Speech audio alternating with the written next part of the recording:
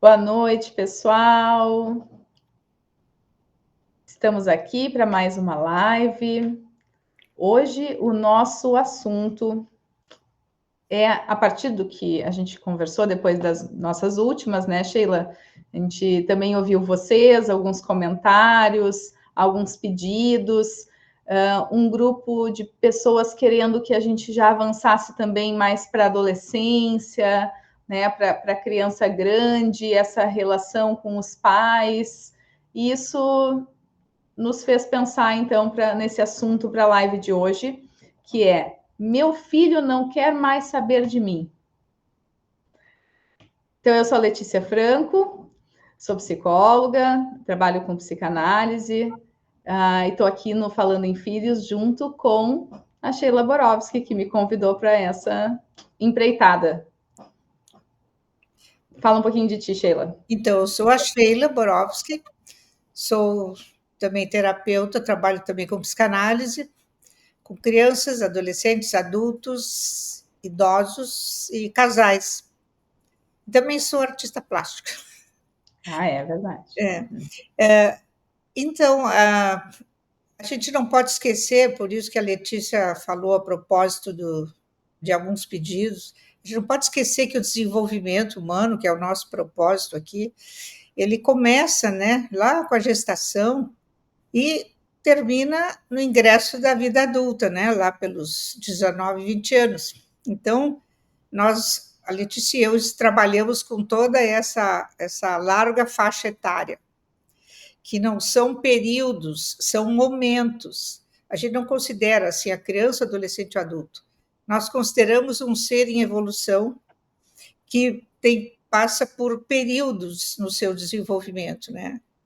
Então, a gente faz uma conexão. Podemos falar de adolescentes, que a gente vai estar falando em criança e vice-versa, e assim a nossa conversa vai fluindo ao longo desse desenvolvimento. Então, essa proposição aí, meu filho não quer mais saber de mim. Acho que muita gente já deve estar se identificando, né, com essa queixa, vamos dizer assim. Inclusive, aproveita para encaminhar essa live para pessoas que vocês acham que também vão se identificar junto com a gente. Pois é, quando é que a criança não quer mais saber do pai e da mãe? Em geral, é no início, né, da adolescência, que é um período que a gente chama de puberdade, que é a passagem, né? É um momento em que a criança está deixando de ser criança e está já a caminho de uma adolescência para assumir a sua identidade adulta. Então, nesse tempo que eles estão deixando de ser criança, eles começam a pensar que eles gostariam de já ter muito mais autonomia do que de fato têm. Eles já querem se sentir grandes, já querem se sentir capazes de muitas coisas que antes, como criança, eles não podiam fazer. Então, o mais incrível disso é que eles querem fazer, às vezes se sentem capazes, mas na hora de fazer, eles não conseguem fazer. Eles não se sentem seguros, eles têm medo.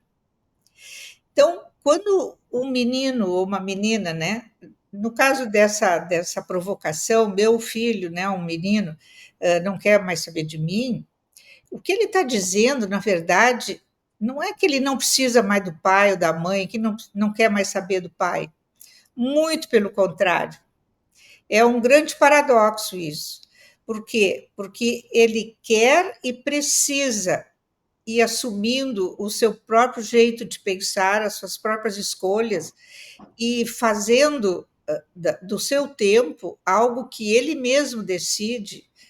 Ele precisa fazer isso, ele precisa se apropriar de uma maior autonomia, né? Como falávamos outro dia sobre autonomia e independência, ele precisa dessa autonomia. Mas, ao mesmo tempo, quando ele vai ousar fazer certas coisas, às vezes ele tem medo, ele se assusta, ele começa a ter pesadelos, ele começa a ficar agitado no sono. Por quê? Porque gera uma ansiedade e um medo de de se sentir desamparado. E se eu vou para uma aventura depois me dou mal? E aí não tenho a quem recorrer, porque eu tô deixando meus pais para trás. Então, vejam vocês como é um paradoxo, porque ao mesmo tempo que eles querem aventurar, eles precisam, mais do que nunca, precisam saber e ter certeza que eles têm um pai por trás. Não um pai que acompanha, não um pai invasivo, mas um pai disponível para ir ao encontro do filho se o filho fala de alguma necessidade que ele tem.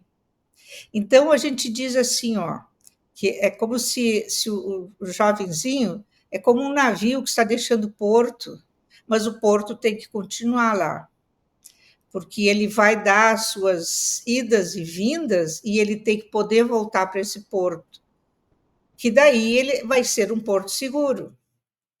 E o pai e a mãe são esse porto seguro. Tanto o menino como a menina precisam muito do pai. Talvez, talvez nessa etapa mais do que em etapas anteriores da infância. A Letícia, eu não sei se tu gostaria de acrescentar alguma coisa, ou eu continuo. Pode continuar mais um pouquinho. Estou aqui pensando nesse paradoxo para a gente depois ir além. Tá certo. Então, quando eles estão, tanto o menino como a menina, né, se desprendendo dessa segurança, eles têm uma ânsia de aventura. Eles têm uma ânsia de experimentar, principalmente as coisas proibidas, as coisas não aprovadas, as coisas perigosas, ou seja, o perigo,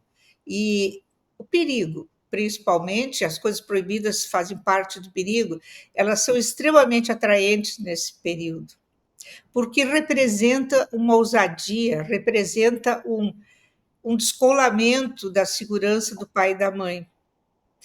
Então, é claro que sozinhos dificilmente eles fariam isso. Então eles sempre têm um grupo, nem que seja um grupo pequeno, mas eles têm um grupo. E eles entre si se instigam e encontram força entre eles, né? E vão experimentar, vão fazer aventuras. Às vezes os pais nem tomam conhecimento. Às vezes vão saber quando esses filhos já cresceram, já têm filhos, e contam, a gente fazia isso, fazia aquilo. É sinal de que eles estavam, né, dentro de um limite de um autocuidado, de um controle, né? Mas muitas vezes eles se dão mal, eles calculam mal o passo e a ousadia, principalmente com bebida, até droga que eles vão experimentar. Eles não podem deixar de experimentar, né? É muito raro um que não queira experimentar. Em geral, eles querem. Então, mas eles têm medo. É uma mistura de medo com ânsia por fazer. Isso é um estado de excitação, ou seja, eles se excitam. É uma excitação que praticamente é difícil de controlar. Eles vão. E é aquilo que eu disse, né? Se eles às vezes se dão conta que deram um passo maior do que as pernas, aí o medo vem com força. Tem meninos que, se eles não têm muita intimidade com os pais, não construíram isso na sua infância, na sua, enfim, naquele período final da infância, se não foi construído, eles têm muita dificuldade de dizer, de compartilhar com o pai e com a mãe. Então, os pais percebem algumas coisas, o silêncio, eles se tocam dentro do quarto, e nem sempre é só para o computador, às vezes até é para dormir, para não pensar, às vezes é para se masturbar, às vezes é para conversar com os amigos, e eles ficam mais misteriosos. E os pais percebem, mas ficam meio sem jeito de perguntar, e quando pergunta, às vezes, o que está acontecendo, meu filho? O que está rolando? Nada, nada, Uhum. nada, não está acontecendo nada.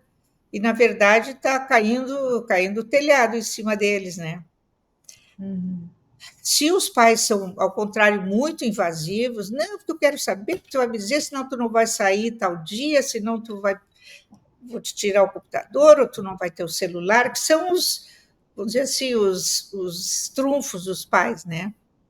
E, bom, aí pode ser que o filho, meio de medo, assim, ele consiga dizer alguma coisa, mas, em geral, é o jeito mais difícil de eles falarem, porque aí se instala um, um abismo, vamos dizer assim, na comunicação, né? Vou trazer uma questão aqui, fiquei pensando nesse desprendimento do porto, né? Então, levanta a âncora e zarpou. E como realmente só é possível zarpar se a gente falava outro dia sobre os modelos, né? Modelos a seguir, né, dos nossos pais, ou mesmo a tentar fazer diferente. Então, a gente está começando a falar de uma fase onde já tem uma pessoa ali que já se vê diferenciada desse porto, né? E que por isso pode levantar a âncora e ir mais para longe. Mas o paradoxo está em justamente eu continuar identificada com esse porto, né? E tu estava falando então de para que se mantenha ou para que se construa uma relação muito próxima de conexão e de comunicação com os adultos referência, eu preciso ter esse duplo movimento, né? De me identificar, mas de também querer ir para mais longe, né? E aí é uma trabalheira para os pais, né? Poder também fazer assim, deixar ir, ficar olhando e eu ainda não cheguei nessa fase como mãe, né? Fico só do que me falam, assim, de como é complexo, como é difícil É, também saber o lugar, o pai e a mãe saber o lugar, né? De deixar. então, por isso que há pouco eu falei que neste momento tão delicado, que é um momento delicado, os pais precisam reinventar, assim como os jovens estão reinventando a vida deles, né? É um momento de reinvenção. E os pais têm que reinventar sua conduta, seu lugar, a sua forma de conversar, de compreender. Não pode continuar igual, porque a linguagem de antes é uma linguagem infantil, onde a autoridade prevalecia. Agora, essa autoridade que tem que continuar havendo, ela tem que ser apresentada de outra forma, de uma forma mais acolhedora. Nada de muito discurso, muito conselho, né? Que os pais às vezes incomodam com esses discursos, conselho, e os filhos, é assim, porque, lógico, né? O que eles vão fazer? Mas entra aqui, sai lá, nem se lembra depois. Então, é uma forma de se aproximar que precisa ser diferente, assim como eles também. Eles mudam até a linguagem com a gente, né? Mas então, tu estava falando sobre como é difícil para os pais esse momento. Sim, é muito difícil. Daí que a, a, as fundações, vou dizer assim, dessa relação, que é desde o nascimento até esse período, vamos dizer, a gente chama, são as fundações da relação, né? As fundações, elas são muito, muito, muito importantes, porque o que vai acontecer depois depende do que aconteceu antes. Isso serve para qualquer área da vida, né? Então, mas vamos pensar assim, pais que não se ocuparam muito em construir uma relação mais próxima, que não conseguiam, e agora se deparam com isso, no momento em que os pais agora estão sentindo que agora eles querem controlar, segurar os filhos, eles estão perdendo esse domínio, esse controle. Então, como que eu vou fazer? Isso realmente isso é uma encrenca, né? Por quê? Porque eles já estão no momento em que eles dão muito mais conversa para os colegas, para os amigos, e sempre tem uns mais experientezinhos, uns mais sabidinhos, né? Eles começam a dar muito mais importância para eles do que para os pais, porque os pais já estão sendo olhados como os ídolos que estão se desmanchando, o herói que está perdendo a capa, que está perdendo o poder. Então, não adianta o pai querer ter um poder no momento em que ele tem que abrir mão dessa capa. Então, o que vai segurar e manter essa relação é o grau de confiabilidade que foi construído antes disso aí. Então, um pai e uma mãe não tem que ser certinho, quadradinho. Ah, essas psicólogas que dão dicas, faz assim. Eu sou contra essas dicas, porque eu acho que cada um tem que descobrir o seu jeito de ser pai e o seu jeito de ser mãe, para ser muito espontâneo no seu jeito de ser. Aprender sobre o desenvolvimento dos filhos, isso é importante, mas não aprender a ser pai, porque isso aí a gente vai. É uma coisa natural que vai surgindo na medida que a gente vai exercendo essa função. E que ensina, né, constrói realmente uma relação, inclusive eu como sujeito, né, se eu posso enxergar o meu pai e a minha mãe tentando, errando, voltando atrás, mantendo as combinações, e porque eu começo a enxergar que aquilo ali tem sentido para eles, né? Ir na casa da avó todo final de semana tem um sentido ali colocado. Isso também me alimenta e me constrói como sujeito. Então, quando eu posso ver a alteridade deles, quando eu posso ver eles com as preferências deles, eu, como pessoa em desenvolvimento, pré-adolescente, adolescente, vou me transformando. Também não é me transformando, eu posso agora ser também um outro diferente deles, porque eu já vejo que o pai é diferente da mãe, e agora eu posso também buscar os meus. Né? Então, de fato, a gente está falando aqui do desenvolvimento, né, de uma maturação dos processos também sociais. Isso que eu acho mais bacana, assim, quando vai falar de um filho que não quer mais saber de mim, e que começa a querer saber de outras coisas.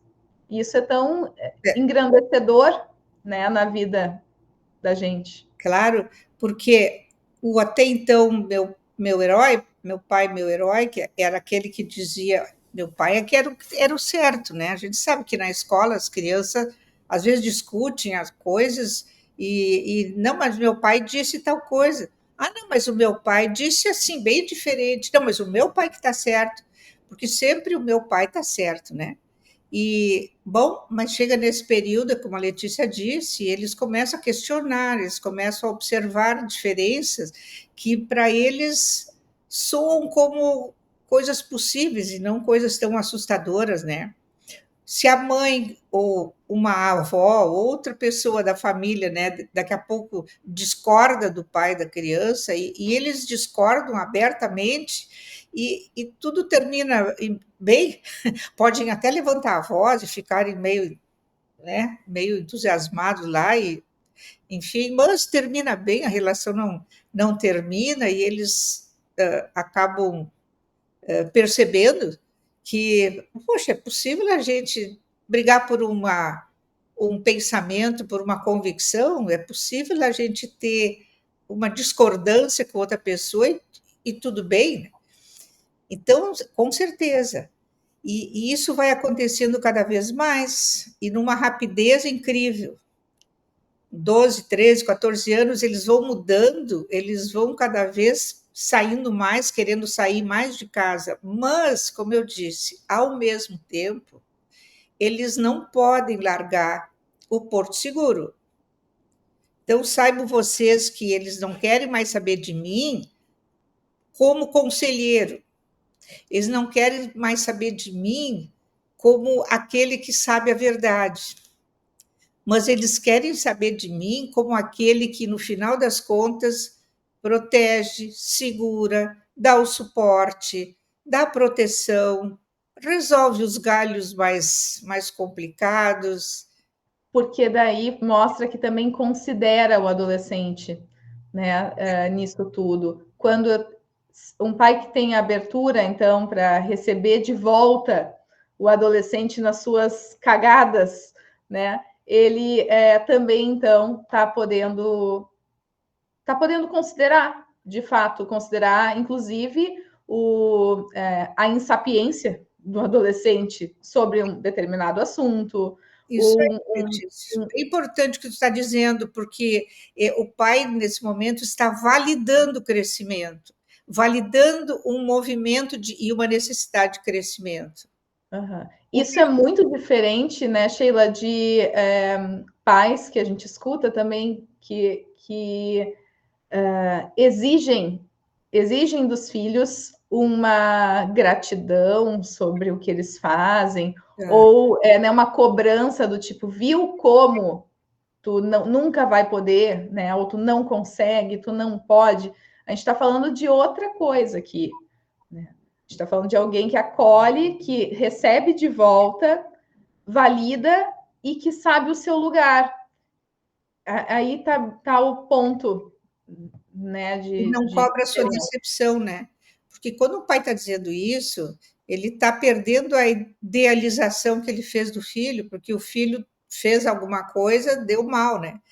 E aí o pai foi atingido no seu narcisismo, no seu sonho, no seu ideal de filho, e nesse momento se distancia do filho, porque a expectativa que os pais têm, e que isso é perfeitamente normal, ter expectativas, elas podem ser um entrave para esse acolhimento dos pais. Então, a gente tem expectativas, a gente idealiza coisas, mas é nosso compromisso com nossos filhos, a gente sempre se reavaliar como pessoa e se dar conta e admitir que a gente não tem o direito de colocar nos ombros de uma pessoinha as nossas expectativas, porque senão ele tem que carregar todo o desafio da própria vida e ainda o desafio de agradar o pai e a mãe, né?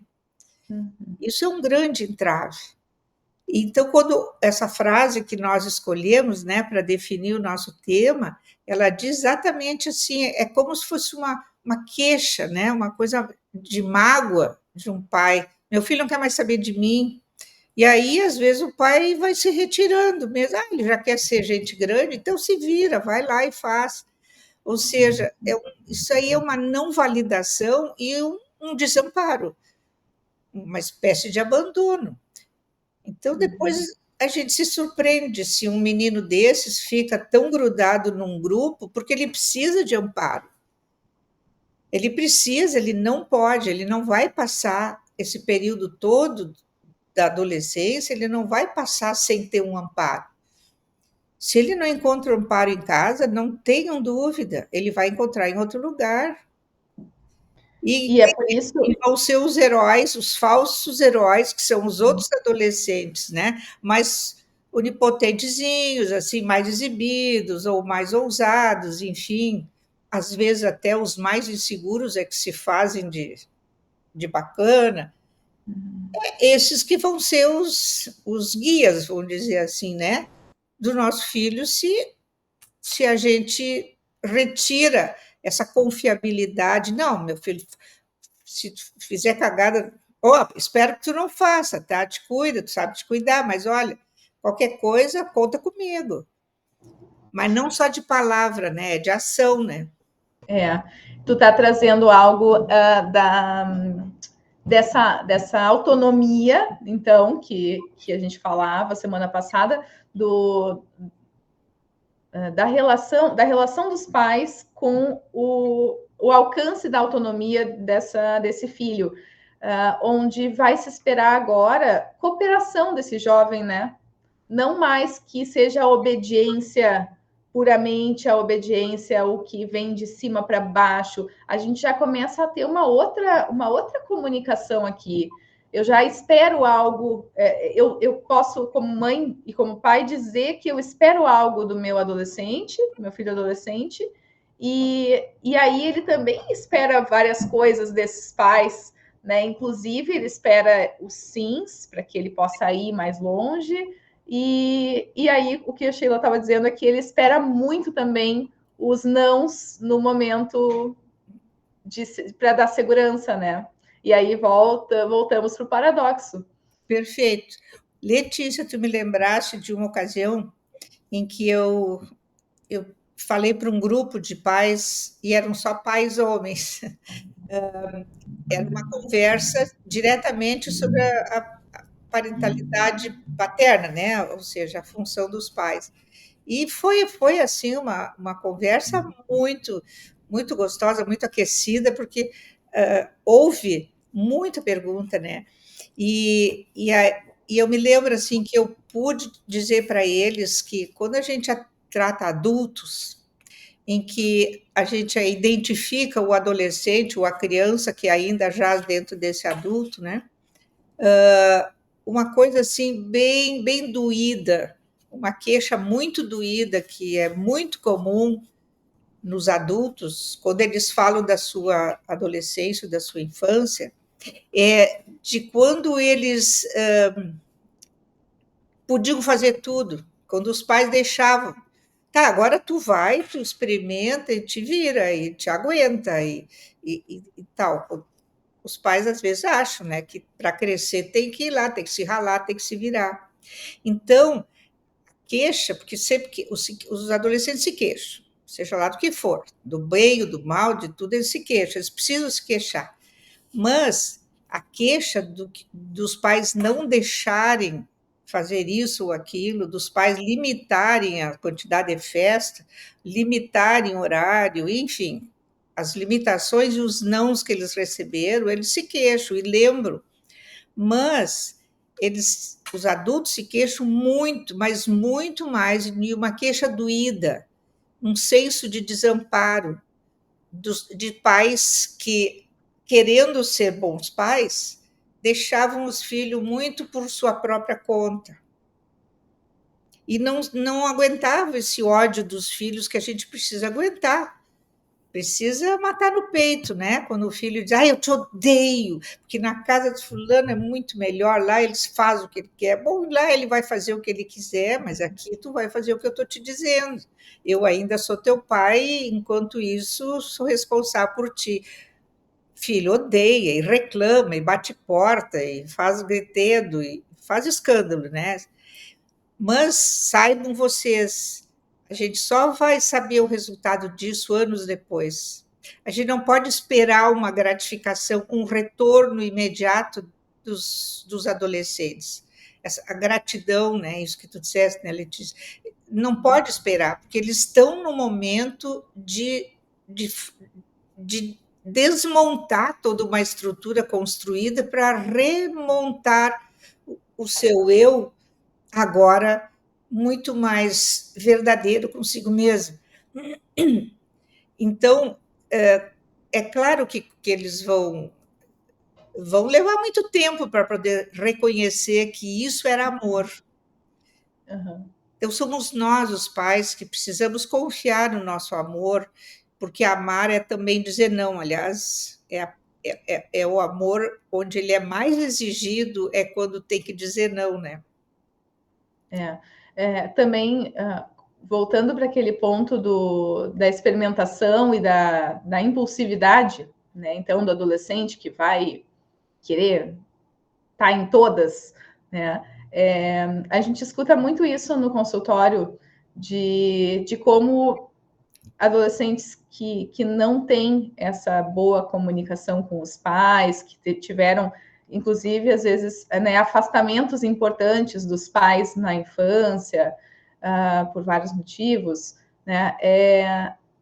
Na adolescência, quando vão experimentar, por exemplo, álcool, drogas, fazer essas primeiras vezes, né? Também na vida sexual ativa, sentem eles verbalizam, sentem falta de que o pai diga, olha, isso faz mal, né? Tu Sim. vai queimar neurônios se tu tomar porre todas as semanas. teu pulmão, né, vai ficar realmente estragado, tem mais chance de tudo mais. Eles querem que os pais digam, né, o que está errado, o que está fora do lugar. E quando a gente. Pareço que não quero, né? Sim, pois então, é isso que eu ia dizer, porque ao mesmo tempo os pais estão dizendo assim, ó, eu estou deixando porque ele tem que experimentar, e eu também já fui adolescente. E aí ali a gente vê uma inversão, chamaria assim, não sei, Sheila, me ajuda, uma inversão de um pai que talvez comece a sair do seu lugar e não esteja dizendo, então, está perdendo a chance de dizer para o seu filho, Sim. né, o que não é mais o que pode e o que não pode, é algo de um conhecimento Muito bem. de adulto maior, né, que pode trazer aí algo para ser pensado. É desenvolver a consciência do filho, né? Numa conversa, no outro momento, não toda hora, né? Claro, eu estou falando assim, mas não é uma vez só também, não é uma aula assim, de repente, porque isso também eles não gostam. Mas conversar sobre o assunto, deixar claro para o filho que, se olha, tudo bem tu experimentar, quem sabe tu me conta depois o que se passou, como é que tu te sentiste, o que foi, o que não foi, uma coisa aberta, uma validação, como eu digo, né? Uhum. E mesmo dizer, olha, tu sabe, eu vou te dar até leitura, se tu quiser pesquisa aí, tu está sempre pesquisando no computador, pesquisa a respeito, coisa séria, né? Dizer para ele, tu tem que pesquisar coisa séria, porque isso é um produto químico que tu está botando para dentro do teu corpo e vai ter um efeito. Então, é importante que tu saiba que efeito que está tendo isso aí, né? E tal. E é uma vez, é outra vez, lá pelas tantas, mas como eu disse, não como assim aquela autoridade que vem de cima, que diz eu estou certo e tu está errado, né? Mas como alguém está alertando, alguém que já está na frente, alguém que já viveu isso aí, e que também passou por um momento de ter que fazer uma escolha. Esse compartilhamento com os filhos, de que a gente também passou por muitos momentos de ter que fazer escolhas difíceis, isso, gente, é um tesouro, sabe? Os filhos gostam desse compartilhamento. Não para a gente se exibir, no meu tempo, pode dizer no meu tempo, mas não com essa coisa assim, como no meu tempo era melhor, no meu tempo era, né? Não, acho que tu tá falando de não haver hipocrisia, É, isso aí. né, nessa relação. É isso aí, bem isso. Não é um teatro, não tenho que bancar o todo certinho, não. Eu errei muito, meu filho também tive coisas difíceis para escolher, por isso mesmo que eu quero estar contigo, conversar, para ajudar, porque talvez esse pai não teve com quem conversar, talvez o seu pai, naquele momento, não nem permitia esse tipo de conversa.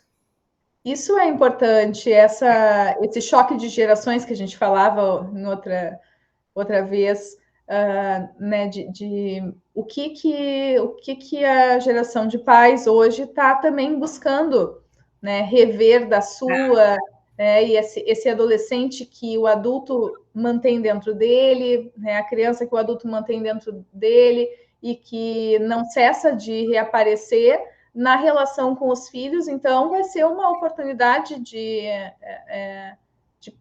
fazer acontecer aí algumas coisas, né, diferente, que acho que essa é a questão, né, poder repetir diferente, né, Sheila?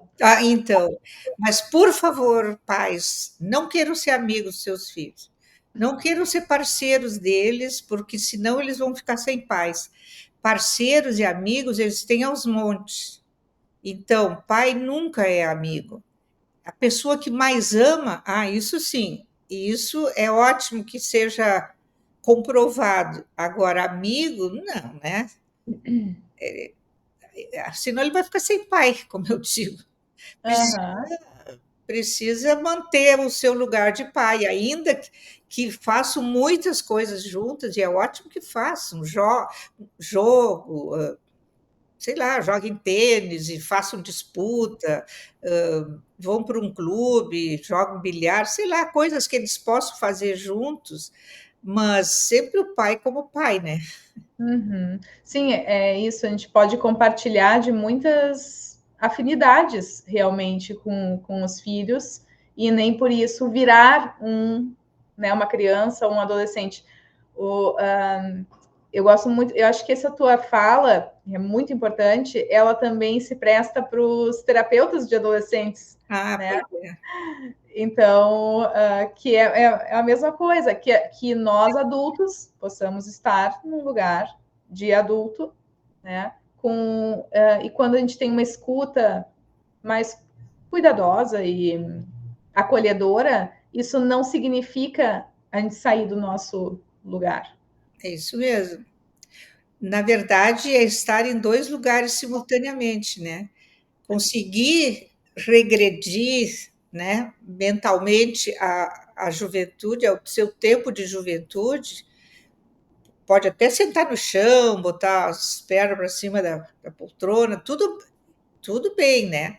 Mas sempre preservando o adulto que está observando e que tem uma tarefa ali, uma tarefa de dar uma sustentação para esse jovem que está ali precisando saber qual é o seu melhor jeito de encarar a vida, né?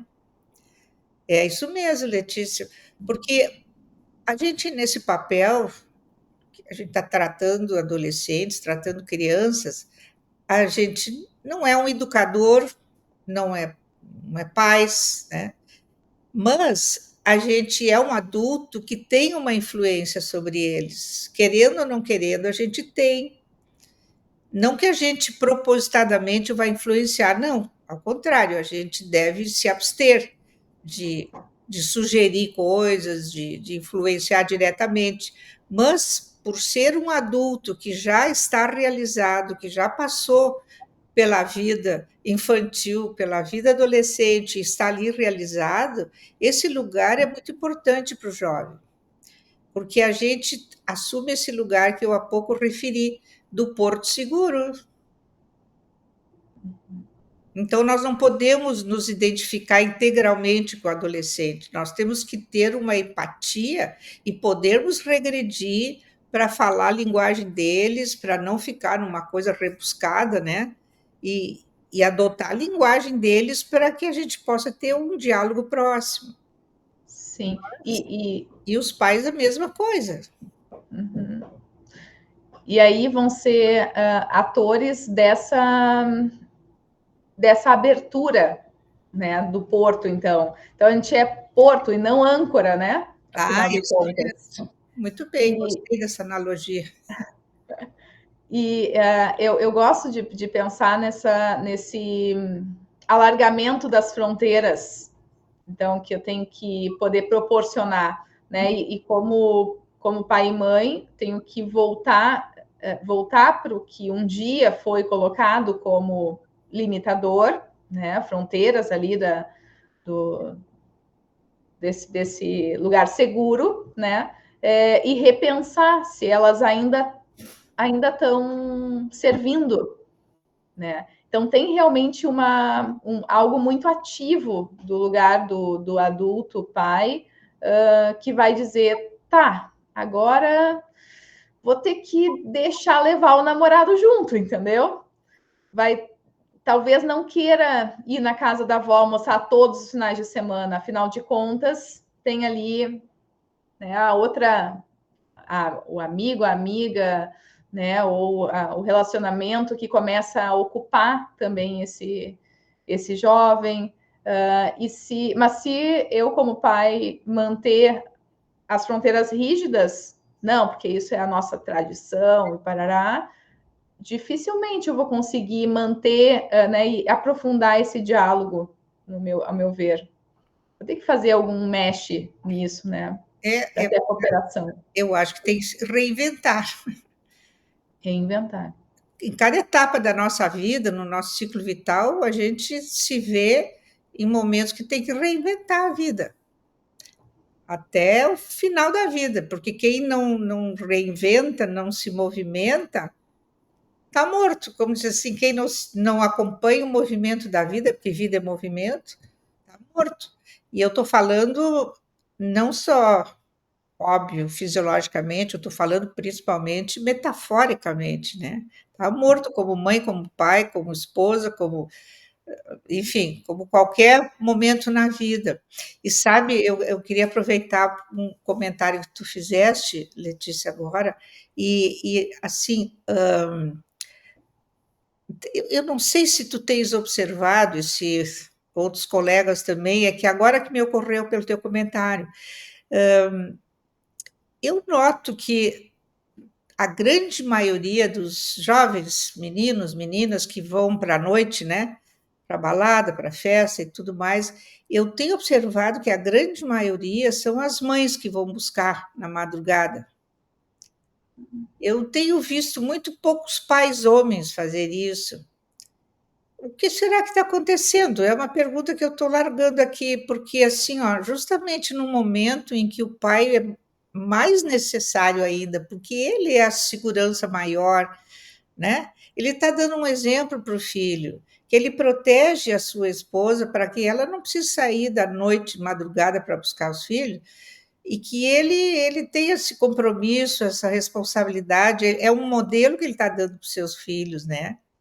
Mas interessante, eu não tinha ainda parado para pensar por que razão isso está acontecendo, mas isso não só eu vejo em consultório, mas inclusive socialmente, pessoas conhecidas, amizades.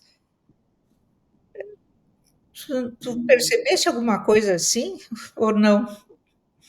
Eu até percebo, Sheila, percebo sim, mas ainda também não pensei muito sobre isso. Tem uma coisa dos espaços que as mulheres têm ocupado também, né? Que acho que também fala disso. Tem um movimento onde. Né, e aí, só, a minha dúvida seria se né, uma torcida, talvez, para que esses pais estejam ocupando outros lugares que um dia não ocuparam, entendeu? Num jogo, numa dança um pouco mais, né, com trocas maiores, mas não sei se de fato é o que ocorre ou não. Eu estou pensando numa coisa bem concreta, realista, né? Ainda mais em cidades como Porto Alegre, cidades metrópoles, assim, e que a gente sabe que o risco de assaltos, enfim, e acidentes são muito maiores do que de dia, né? Sim, e que as mulheres são vítimas, são muito mais vítimas, Sim, né, de assaltos e de violência no trânsito e tudo mais. exatamente. Então, Por isso que eu uhum, digo assim, é até uma coisa bem concreta, realista, não é uma metáfora, né? Eu uhum, acho que é um modelo de pai para o seu filho, sua uhum, filha, né? Para que a sua filha também cresça, também querendo ser cuidada, né? E não ela depois ter que buscar e levar o namorado e ela cuidar o tempo todo. uhum, Que seja uma uhum. coisa, né? No mínimo parelha. Sim, sim, então tu estaria dizendo de mulheres que vão no lugar dos homens e que os homens ficam no quentinho do seu edredom ali. É, exatamente. Tá? Aí a gente vai estar falando de desse declínio também que tem se falado bastante do declínio da função paterna. Será que a gente poderia ir para esse lugar? Daí, por isso que eu trouxe agora, porque é uma situação inversa. É como se o jovem pudesse dizer: meu pai não quer mais saber de mim, Uhum, né? uhum, É o contraponto, né? sim. Além do que, talvez isso até já esteja instituído ao natural, mas eu me lembro assim de muitos jovens que diziam que pagavam mico, né? Quando a mãe ia buscar numa festa, ou num lugar assim, O pai também paga mico, mas é um mico diferente, né? Isso é interessante. E que vai falar dessa função realmente que vai dar o limite, que vai dar, né, Pois é. esse contorno, né, que vai botar a ordem, né, e esse mesmo declínio dessa função vai ser o que não vai dizer para o jovem, olha, tu te liga que tu está colocando química para dentro do teu corpo, né? Essa é a nossa preocupação, né? Desse declínio, de alguém que então de perder as estribeiras, né? E as rédeas, então, e o adolescente vai se sentindo cada vez mais solto também. Mais desamparado, exatamente. E aí é bem possível que o que aconteça é que ele se prenda no seu quarto, né? E não abra a porta realmente, né? E que parece que os pais também não vão lá bater na sua porta. Pois é. A quase não espera mais isso.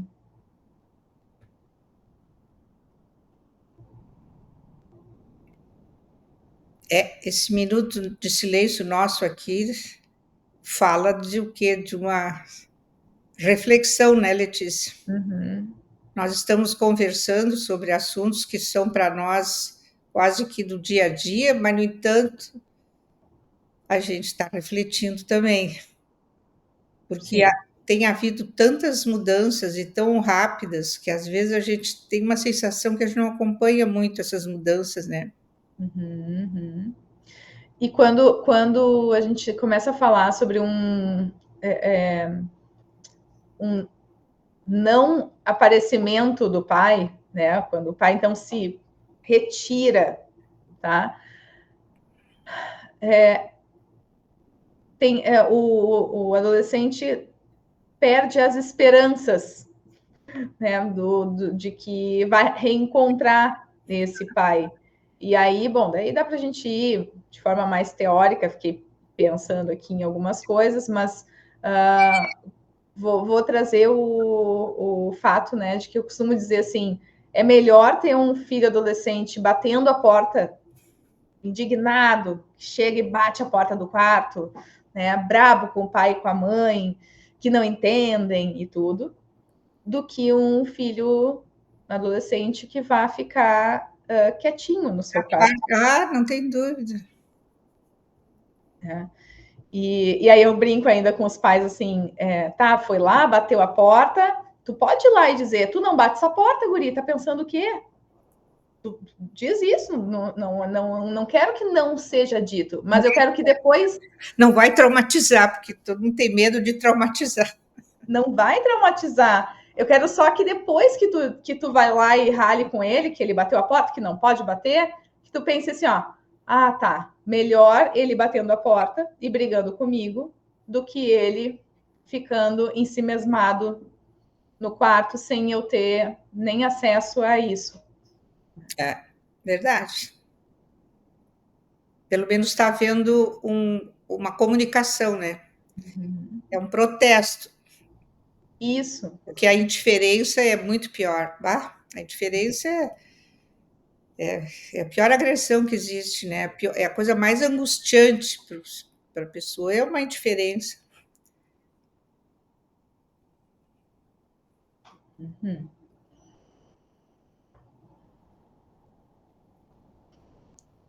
Temos aqui muita coisa para pensar. Vocês, por favor, pessoal, participem, né? Mandem comentários aqui embaixo da live. Hoje a gente está fazendo essa live gravada, mas a gente vai estar atento aos comentários. Depois ela vai também lá para o Instagram para a gente manter o nosso, né? O banco de lives, né? Para a gente poder revisitar.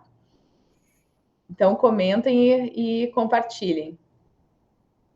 E também é bom se vocês puderem, quem está ouvindo e participando, se vocês puderem nos dizer se está sendo útil para vocês essa nossa tentativa de conversa, de fazer refletir, de pensarmos juntos. Então, se vocês acham que nós estamos sendo úteis para vocês, isso é bem importante para nós também. que a gente saiba, né, que a gente possa ir afinando também a nossa comunicação com vocês, né? Acho que o online e tudo isso deu tanta chance da gente poder se encontrar, né? Cada uma num país, num lugar diferente. Aqui também a gente tem gente que nos assiste de Saquarema, que eu sei, tem gente que nos assiste de outros lugares, né, outros países. Mas, de fato, o que a gente está buscando é uma comunicação com conexão, né, Sheila? E por isso esse retorno é legal. E a gente está falando só disso, né? A gente está falando só de comunicação e conexão. É a base das relações, né? É. Uhum. Deixa eu ver se a gente passou por tudo que a gente queria. Tinha a questão que eu acho que a gente respondeu, Sheila, mas se tu quiser finalizar ela, né? O pai que quer ser parceiro do filho e acaba saindo do seu lugar. Pois é, eu abordei um pouco isso, né? Porque um pai não pode deixar de ser autoridade no momento que é necessário. Então, mesmo, como eu disse, mesmo que estão compartilhando atividades lúdicas, estão brincando, estão na piscina, estão em qualquer lugar, que estejam juntos e jogando, e lutinhas, seja lá o que for, né? Um pai não precisa deixar de fazer tudo isso e brincar como criança fosse.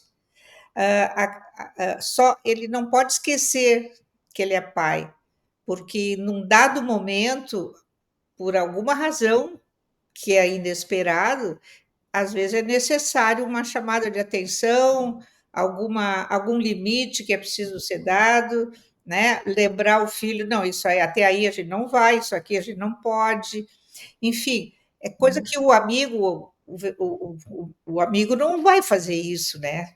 Até pode, mas não é esperado. O amigo vai junto. Então, o pai, ele pode e deve ser parceiro do filho sem perder nunca o seu lugar de pai. Porque realmente, se o pai quer ser querido e quer conquistar o seu filho, não é desse jeito que ele vai conquistar. É sendo um pai receptivo, é um pai que acolhe, e não um pai que julga. Porque o julgamento é uma das coisas que mais afasta uma pessoa, né? Então, um pai que fica dizendo: tu não queria ser grande, tu queria a chave da casa, então te vira. Também não é isso, né? Isso não é. Isso é ser meio carrasco, né? Eu não aprovo esse tipo de conduta.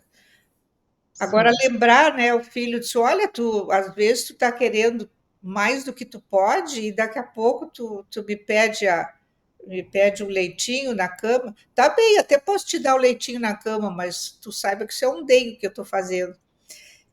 Não precisa recusar, né? Porque a agressão faz parte do desenvolvimento. De vez em quando precisa ser criancinha, né? Um Isso. chamego, uma coisa assim, e por que recusar, né? Claro que ele quer ser grande, mas ele não quer deixar de receber os dengue do pai e da mãe. Então, isso também é não sair do seu lugar de pai, né? Isso é ver o barquinho voltando para o porto, né? Isso aí, para se abastecer. Para se abastecer. Então, como pais e mães, né, que a gente quer ser, é sempre, e acho que a gente tenta aqui nas nossas conversas trazer para esse ponto de observação, né? Pais observadores e que tenham vontade de olhar aí um pouquinho diferente até para esse crescimento, para o desenvolvimento da criança, né, que estão aprendendo junto com a gente aqui, ter uma satisfação, né? Existe uma satisfação muito grande de ver o filho crescer. E para isso tem que largar em certa medida. É. Né? Então eu tenho que. E como saber se ele vai estar pronto? Né? A gente não vai Não saber. existe. Isso não existe. Ninguém está pronto para nada. Ninguém está pronto para nada, a gente não está pronto também para ser pai e mãe, né? Então largar tendo alguma segurança, que talvez ela seja mais, inclusive, para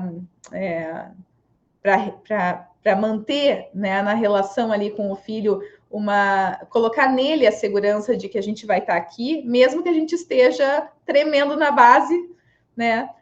Saber que vai fazer parte, que é do nosso, e que vai ser mais gratificante ainda, né? Ver ele voltar depois. Ah, não tem dúvida. Porque passados esses anos todos, né?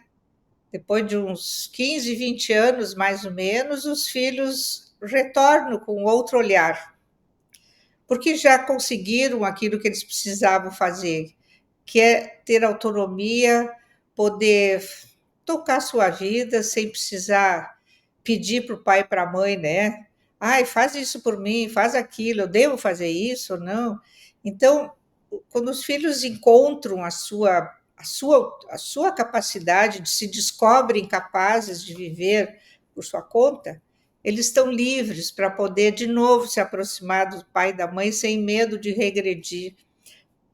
Então, eles conseguem olhar para o pai e para a mãe como pessoas que deram muita coisa boa, erraram muito também, como eles vão errar, né? Mas esse retorno, esse reconhecimento, ele virá, não tenho dúvida. É que demora muito. Então, muitas vezes os pais ficam, ai, porque meus filhos, que ingrato, porque eu faço e tal, e eles nunca reconhecem. Calma, gente, o reconhecimento terá o seu tempo. Não é no momento da corrida que alguém vai parar para dizer obrigada por ter me segurado. Não, tem que correr até o fim. Quando chegar no final da corrida lá, ufa, tá, agora sim eu posso relaxar e dizer eu fui capaz, né? E só chega com toda essa vivacidade quando teve essa torcida, né, por trás. Pois é bem isso, né? Sim, sim. E que é tão diferente, a torcida é tão diferente Da pressão. da pressão, né? Torcida é estar junto, né? Outra coisa que eu escuto e penso muito é o deixar bater com a cara na parede, sabe? Né? Assim, que eu posso orientar, posso dizer o que eu faria, como, né, como adolescente que eu já fui, mas ainda assim tem uma grande chance de que eles vão bater com a cara na parede. E a única coisa que eu vou poder fazer é ter uma atadura aqui, né, para recebê-los quebrados um pouquinho. E qual é o pai e mãe que ficam tranquilos com isso? Ninguém, né? Quando eles começam a sair muito e demora para chegar e são muito independentes, que não é a mesma coisa que autonomia, os pais ficam ansiosos, claro, porque o desejo de um pai e de uma mãe é de proteger os filhos, é de impedir que os filhos sofram. Claro. E às vezes o medo é tão grande que não permite aos filhos se soltar e fazer isso, né? Sujeitos a bater a cara, sujeitos a se esfolar. Às vezes, né? Eles são meio impetuosos demais e bate a cara feia às vezes. Mas a gente não controla isso. Infelizmente, nós não temos o controle das coisas como a gente gostaria, né? A gente tem que conviver com essa ansiedade também, assim como eles. Então, convivendo com uma ansiedade de descoberta, uma ansiedade de experimentação de coisas novas, do desconhecido, e os pais da mesma forma. Da mesma forma. Isso também é. Sim. É difícil, não é fácil, não. Esse período da adolescência, principalmente os primeiros anos lá do início da adolescência, que eles ainda estão muito inseguros, ainda estão em metamorfose, né? Esse é o período de maior ansiedade.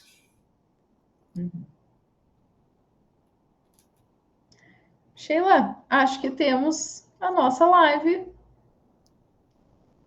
E acho que podemos agora ficar por aqui para pensar, continuar pensando, obviamente. Bastante coisa para se pensar mesmo, né?